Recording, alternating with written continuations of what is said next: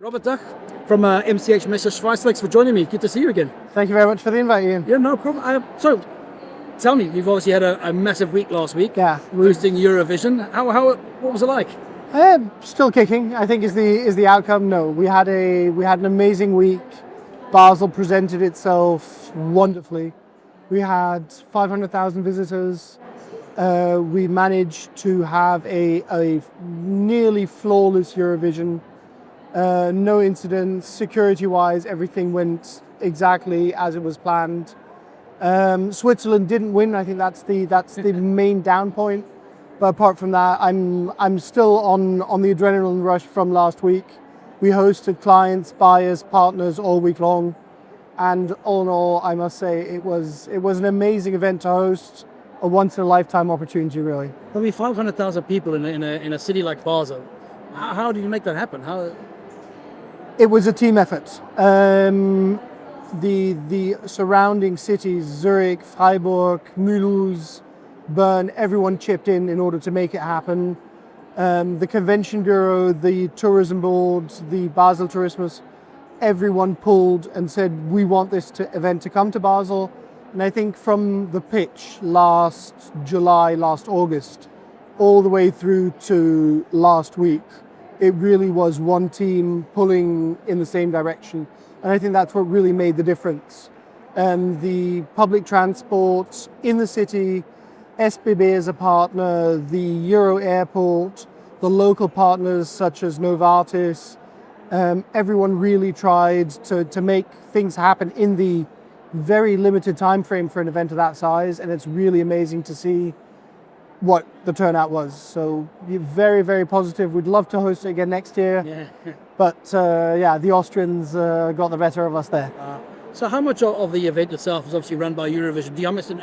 How much do you get involved in that? So we hosted at Messe Basel, we hosted three of the main components. So we had the opening party, we had the Eurovision Club, which was open for 8 days from midnight till 6 a.m.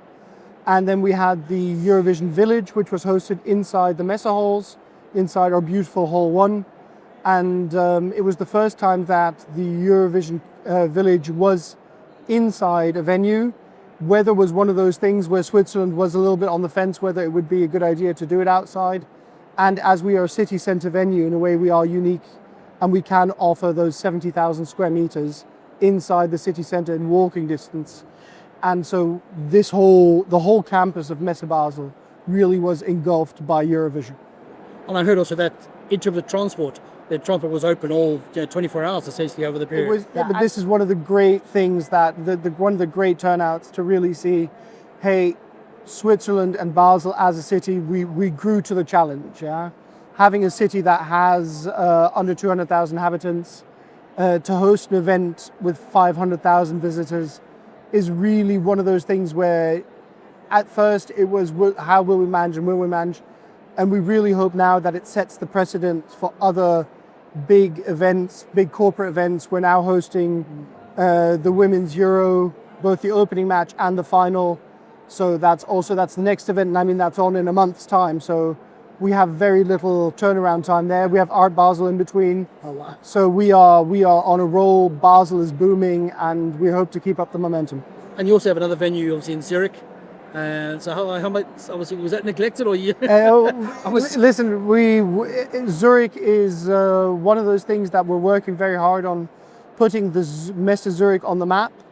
It has been in the past. I think that's an honest statement to make. And we're really pushing hard now to put Zurich on the map for exhibitions. Zurich is doing a huge push towards technology, AI, and in the finance sector, and we're really looking forward to welcoming new clients in that venue too. And obviously you're hosting the UFA European Conference there last year. Does that help in any way in terms of we're getting the impetus it might need? Yes, so it's had a great impact. It helped us especially with the organizers, to put us on the map. It was a first step in the right direction, and we're now looking to push further in that direction in order to make sure that the big exhibition organizers do step up and do have Zurich and of course the venue in Basel as front of mind.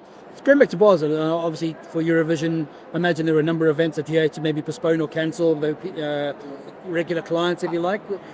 Whatever made you believe that? Whatever makes you believe that? Do those events, I mean, are they obviously understanding? Do they sort of, will they come back for next year? Yes. What happens to those kind of? Yes, I mean, it was, again, there it was a group effort. It wasn't just us, it was also the hotels and the convention bureau.